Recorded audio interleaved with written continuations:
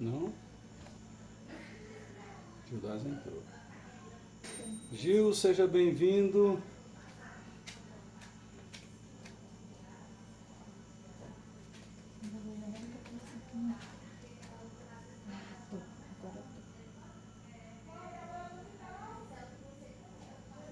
Seu áudio está aberto, irmão. Vou. Seu áudio.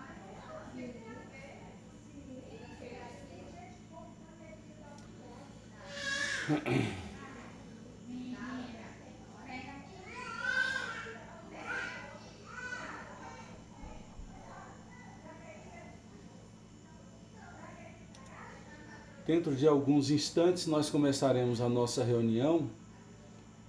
Como sempre, eu vou dar uma tolerância aí de mais 2 minutos para iniciar o nosso estudo.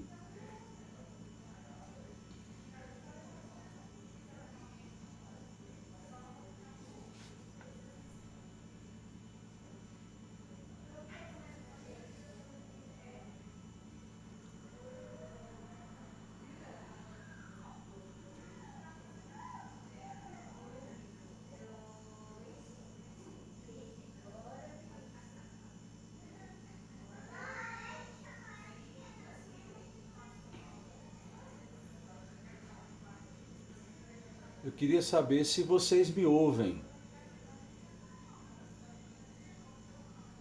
Se o som está chegando bem. Eu sei que a imagem não está tão boa, porque eu estou gravando do computador e não do celular. Aí a imagem não está tão adequada. Todavia, eu estou também gravando essa mensagem de hoje pelo celular que está posicionado aqui à frente. E quem não puder participar hoje vai poder assistir essa mensagem posteriormente pelo o YouTube. Bem, então vamos começar a nossa reunião. Nós temos estudado a carta que Paulo escreveu à igreja de Colossos. No nosso último encontro, nós fizemos uma introdução sobre a carta, sobre a igreja, e hoje nós vamos aprofundar mais e vamos falar da parte da oração que Paulo faz, que era costume dele fazer em cada carta que ele escrevia. Ele primeiramente se apresentava como o autor da carta, depois ele mencionava os destinatários, fazia uma saudação, normalmente em nome da Trindade, também em nome do Pai, do Filho e do Espírito Santo, e logo abaixo ele faz uma oração, e é essa oração que eu quero ler com vocês para a nossa meditação. Nós vamos ler Colossenses capítulo 1, versículo 3 ao versículo 14. E diz o apóstolo Paulo: sempre agradecemos a Deus, o Pai de nosso Senhor Jesus Cristo, quando oramos por vocês, pois temos ouvido falar da fé que vocês têm em Cristo Jesus e do amor que têm por todos os santos, por causa da esperança que lhes está reservada nos céus, a respeito da qual vocês ouviram, por meio da palavra da verdade, o evangelho que chegou até vocês. Por todo o mundo, este evangelho vai frutificando e crescendo, como também ocorre entre vocês desde o dia em que ouviram e entenderam a graça de Deus em toda a sua verdade.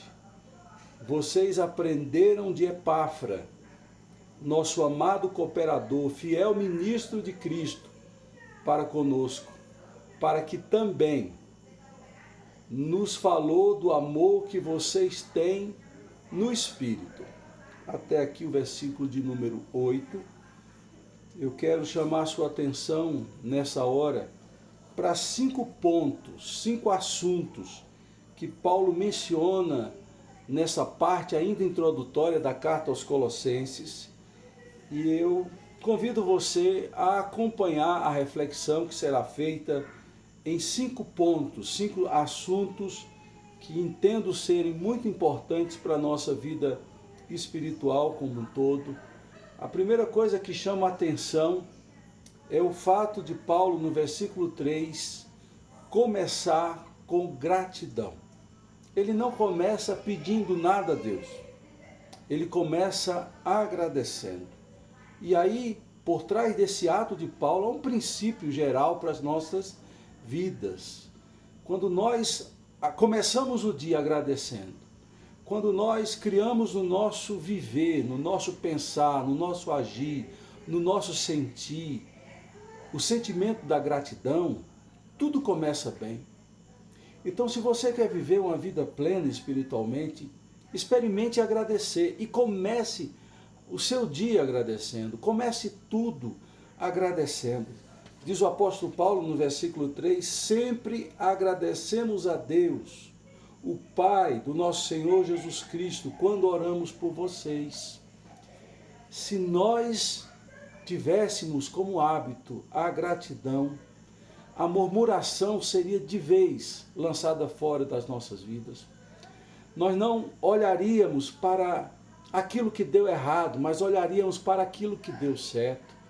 Nós despertaríamos o louvor, porque o louvor vem e brota quando a gente é grato, quando a gente reconhece a bondade de Deus. Mesmo passando por lutas, quando a gente desperta a gratidão, as nossas emoções agradecem e Deus fica feliz, porque Deus é feliz com o grato.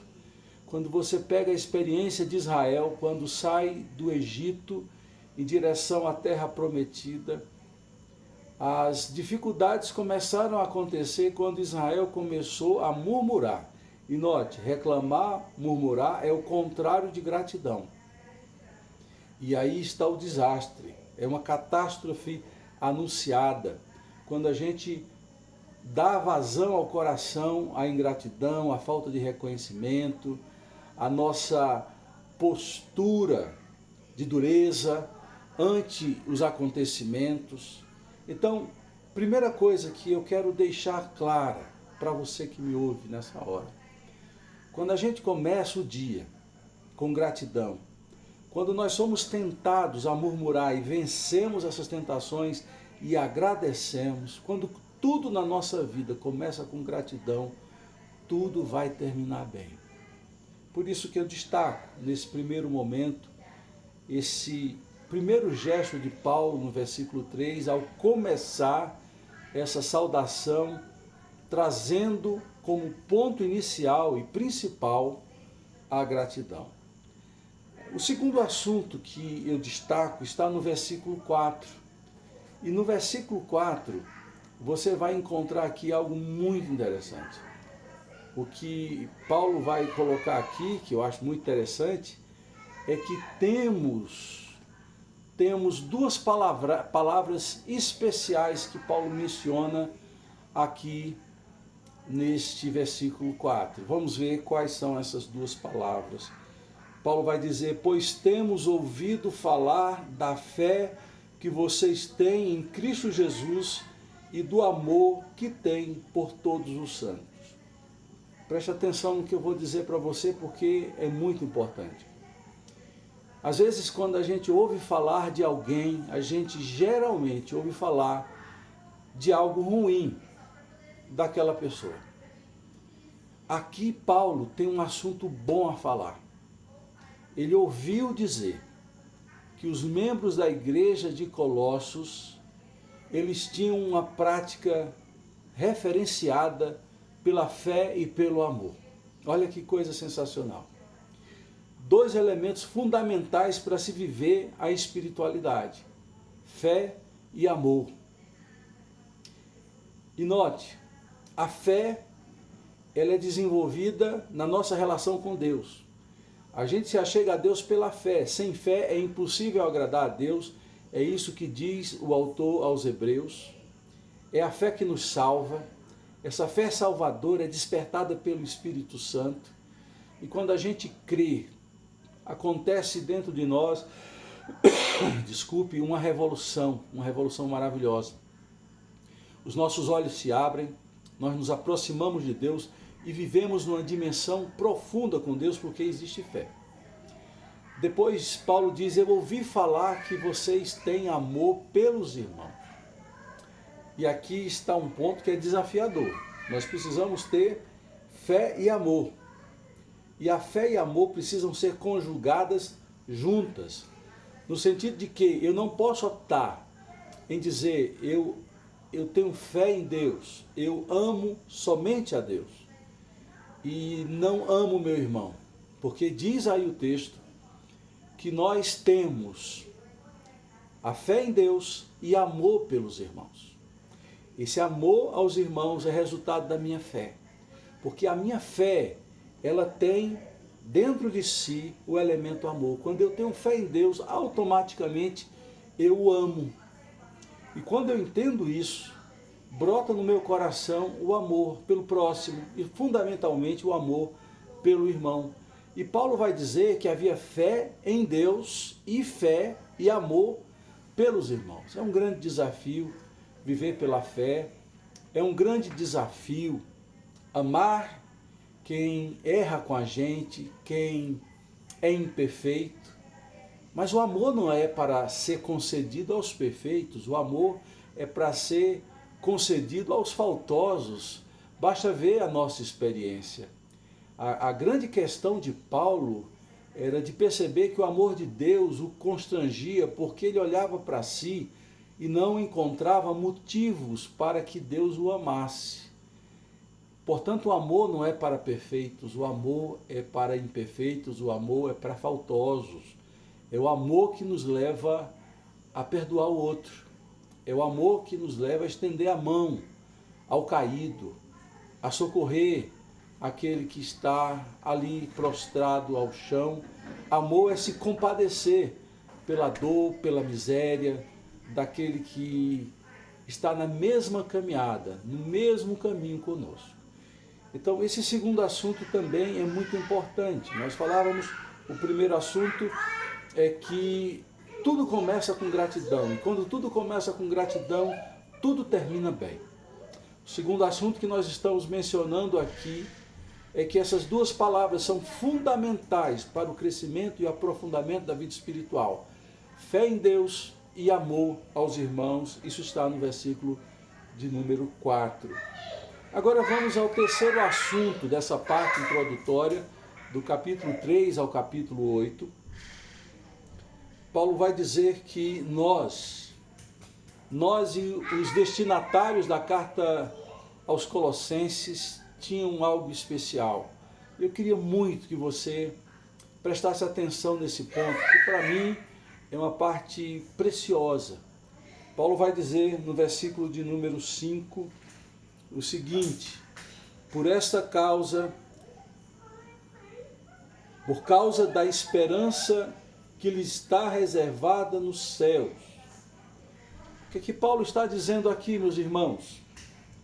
Paulo está dizendo que nós temos fé em Deus, que nós amamos, porque existe uma esperança no nosso coração de um dia ir para o céu, de um dia estar com Ele e de viver eternamente as delícias perpétuas ali no céu. Agora, eu queria que você pensasse e lembrasse de alguém que não tem essa esperança, que não tem a garantia que Jesus deu àquele ladrão que estava à sua direita na cruz e disse para ele: ainda hoje estarás comigo no paraíso. Quando Paulo escreve aos Filipenses, ele vai dizer que ele preferia partir e estar com Cristo, que é incomparavelmente melhor. A nossa esperança não é de darmos certo aqui na vida. A nossa esperança é a esperança celestial, sobretudo. Nós sabemos que estamos de passagem, por isso somos peregrinos. Nós sabemos que estamos aqui como representantes da pátria celestial, daí somos chamados de embaixadores de Deus na Bíblia. Muitas vezes nós nos apegamos a esse mundo material pensando que aqui é o começo, meio e fim. Na verdade, aqui é o meio. Nós estamos de passagem. E quando Paulo diz no versículo 5 que aqueles irmãos nutriam uma esperança superior, de qualidades únicas, é porque eles pensavam no céu. E para nós há uma promessa, há uma garantia. Jesus disse: aquele que crê em mim não morrerá eternamente, mas ressuscitará no último dia. Ele está prometendo algo maravilhoso. Nós vamos estar com ele para sempre. Há essa esperança no coração de todo que crê. Nós não dizemos como alguns: fulano de tal se foi, onde ele estiver, que esteja bem. Na verdade, nós sabemos para onde vamos. Jesus foi preparar lugar.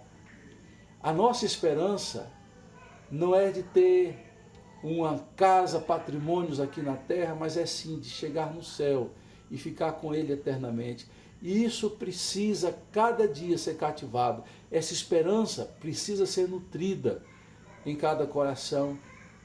Você sabe para onde vai. Você não está aqui ainda querendo descobrir de onde veio e para onde vai. A gente sabe que veio das mãos de Deus, que nos fez a sua imagem e semelhança, e que há um destino para nós, é de viver com Ele eternamente. A vida eterna que Ele prometeu vai se consolidar um dia e todos estaremos com eles nas mansões celestiais. Então, no nosso coração há uma esperança viva, acesa, e nós vamos, sim, estar com Ele. Esse é o terceiro assunto. Qual é o quarto assunto que Paulo menciona nessa parte introdutória? Ele vai falar do poder do Evangelho.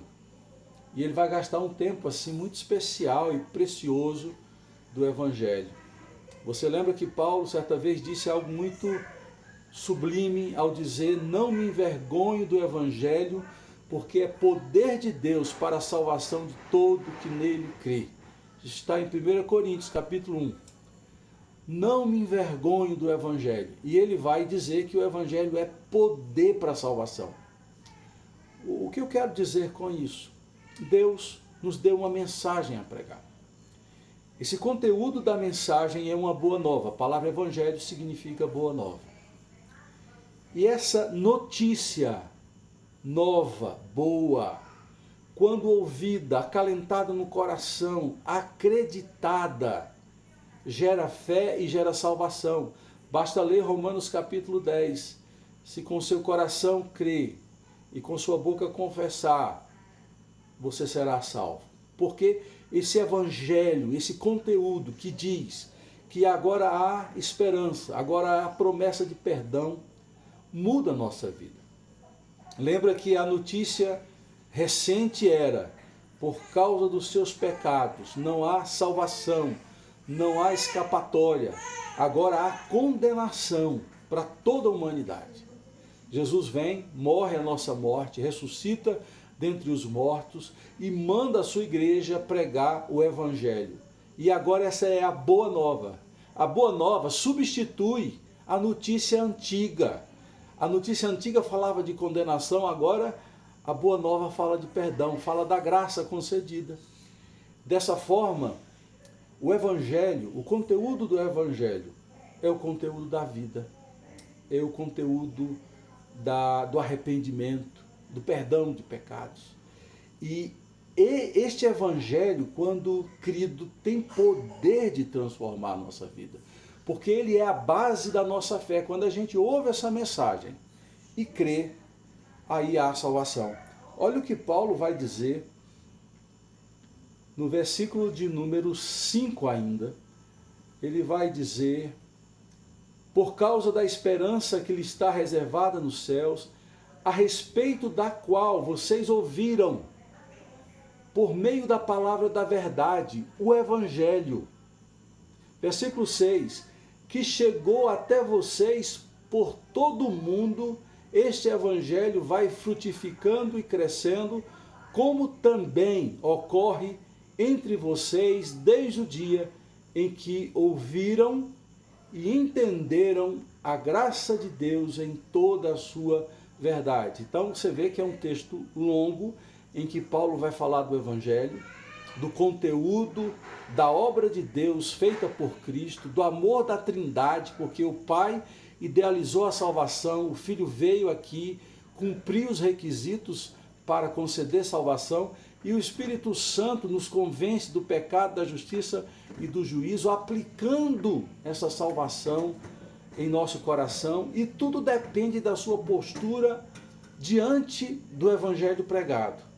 Diante dessa mensagem verdadeira, graciosa, que fala de um alto preço que foi pago por Deus e por Jesus, e da graça a nós concedida, porque um alto preço foi pago e eu não preciso mais pagar. Daí a razão da Bíblia só exigir de nós fé para a salvação e não mais obras.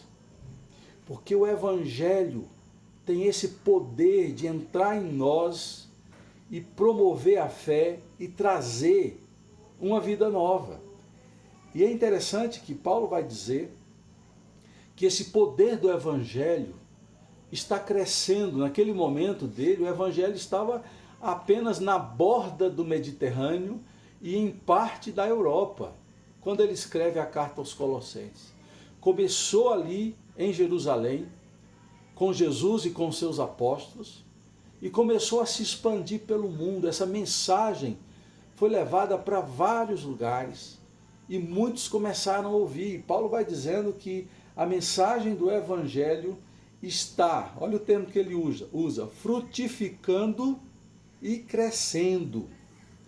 E é justamente, são duas palavras importantes, frutificando, porque quando se ouve essa palavra e as pessoas deixam essa palavra entrar no coração, há o fruto da vida nascendo em nós.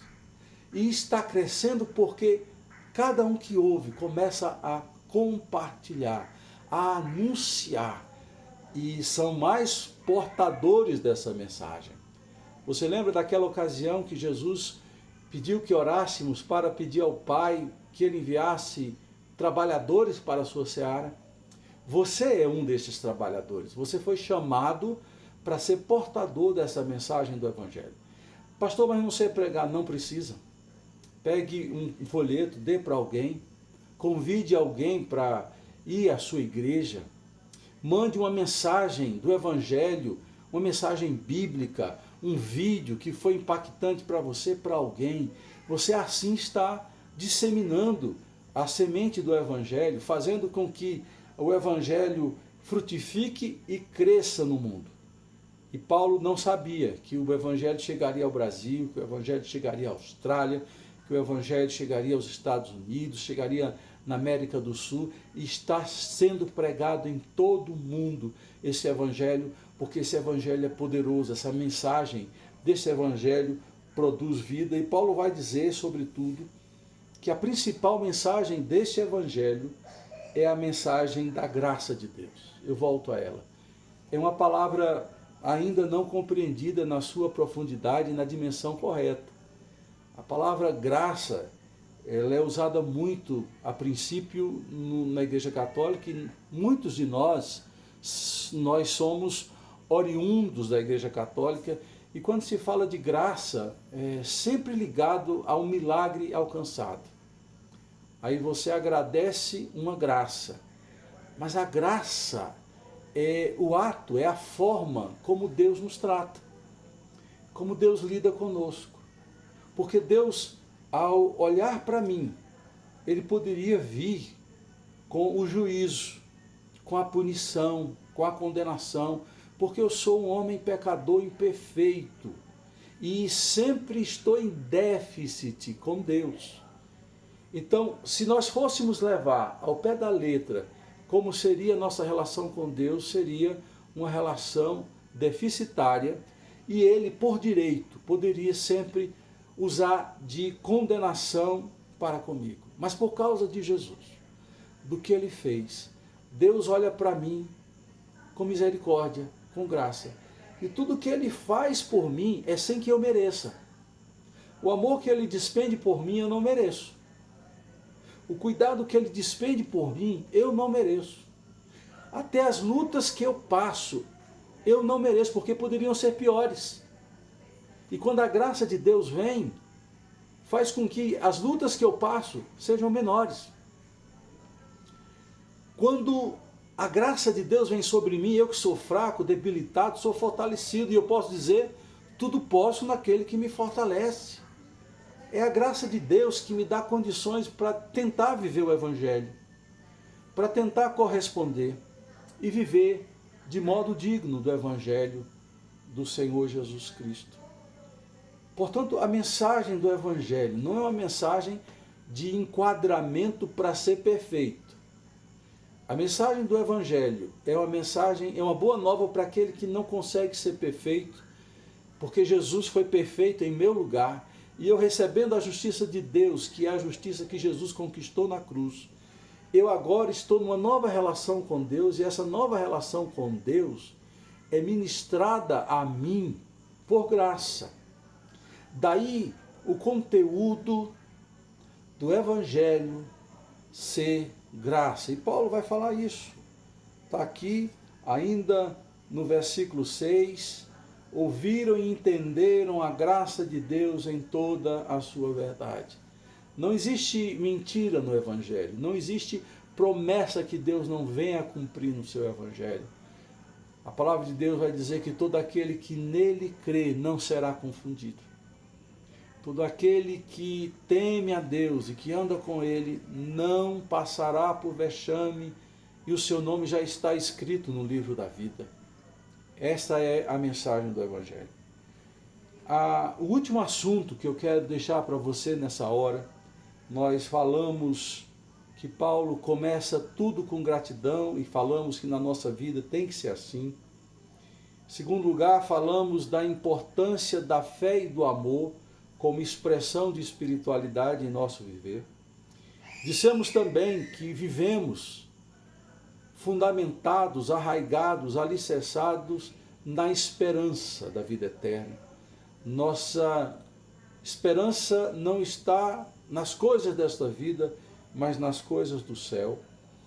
Paulo também foca o quarto assunto, que é o poder do Evangelho, que salva, que frutifica e que está crescendo, e que tem como conteúdo básico a mensagem da graça de Deus a homens imperfeitos, indignos e que são agraciados com esse Evangelho para conhecer Jesus e por ele ser salvo. Por fim, no versículo 7, Paulo vai tocar um último assunto que eu quero compartilhar com vocês nessa hora. Paulo vai falar de reconhecimento. A palavra reconhecimento, ela é uma junção, né? O prefixo re e conhecimento, de conhecer, tem a ver com o ato público de dar honra a pessoas, de dizer àquele que fez algo que o que ele fez vale ser publicizado mais uma vez. Daí o ré, fazer conhecido de novo quem fez um grande feito. E Paulo está aqui na introdução se referindo a Epáfras. Eu sei que eu falei dele no nosso último encontro, mas eu vou voltar a falar de Epáfras. Tudo indica que Epáfras esteve na cidade de Éfeso. A cidade de Éfeso era a capital da Ásia Menor. E Colossos faz parte desta região da Ásia Menor, que é ali na Turquia hoje. E é interessante, uma coisa aqui digna de nota, Éfeso como capital estava a aproximadamente 200 quilômetros de Colossos. E esse homem ouviu o Evangelho. Foi tão impactante a mensagem que ele ouvira de Paulo. E ele vai para a sua cidade e começa a chamar pessoas a ouvir esse Evangelho. Muitas pessoas são impactadas por esse Evangelho. Ele cria um núcleo, uma reunião, e as pessoas começam a se reunir. E uma igreja é formada a partir daqueles que ouvem o Evangelho. E Paulo vai dizer, se referindo a este homem, algumas qualidades Paulo menciona dele. Vocês o aprenderam de Epáfras, nosso amado cooperador, fiel ministro de Cristo para conosco. Olha que coisa sensacional, meus irmãos. Paulo diz que esse homem é amado cooperador. Não é apenas um cooperador de Paulo para anunciar o evangelho. É amado, é uma pessoa que estabeleceu com Paulo uma relação de amor, é querido dele. É alguém que desperta o sentimento do amor e que ama. É um caminho de mão dupla. E além de dizer que ele era amado, Paulo vai dizer que ele é cooperador. Mais uma palavra que é uma junção. Co vem de com. Operador, trabalhar, operar. É alguém que está com Paulo, fazendo a obra de Deus, junto ao lado. É alguém que não é espectador, é alguém que não é observador, mas é trabalhador com. Isso é muito bonito de se ver. Alguém que é amado, alguém que se faz presente, se coloca ao lado para fazer a obra de Deus junto conosco. Este é Epáfras, o amado cooperador e fiel. Paulo vai dizer que ele é fiel ministro. A fidelidade é uma marca que, infelizmente, hoje em dia está em extinção. Fidelidade é aquela pessoa que a gente pode confiar, que a gente pode andar com ela. Pode estar lado a lado e sabendo que não vai haver nenhuma traição. E diz também que ele é ministro de Cristo. Ministro de Cristo é aquele que serve a Cristo e faz a obra dele. E Paulo diz, eu quero, nessa introdução, reconhecer alguém digno de honra, que além de fundar uma igreja, esteve orientando essa igreja no verdadeiro evangelho e mostrando como deve ser a vida cristã. São estas as 5 questões, 5 assuntos que eu queria deixar para vocês hoje. Eu estou gravando essa mensagem também aqui no meu celular, eu vou colocar no YouTube. Eu creio que a qualidade de imagem vai estar melhor. E agradeço a você que pôde estar comigo, que veio virtualmente para a nossa reunião. Eu vou fazer uma oração agradecendo e pedindo que Deus continue nos abençoando. Pai, muito obrigado, Senhor, por esse momento. Abençoa a vida da GG que está com Covid, sustenta, concede saúde. Abençoa, Senhor, a vida da Leila, a vida do Fernando, da Larissa, da Aline, do Gildásio, que estão aqui conosco, participando desse encontro virtual. Meu Deus, que a tua paz reine em cada coração e que a tua bênção chegue a todos nós. Esse é o pedido que eu faço, confiados em nome de Jesus, hoje e sempre. Amém, amém. Que a graça do nosso Senhor e Salvador Jesus Cristo, o amor de Deus, o nosso Pai, a comunhão e a consolação do Espírito Santo seja sobre vocês, meus irmãos, hoje e sempre. Amém, amém, amém. Deus os abençoe, fiquem bem, fiquem na paz, um grande abraço e até domingo que vem, meus irmãos.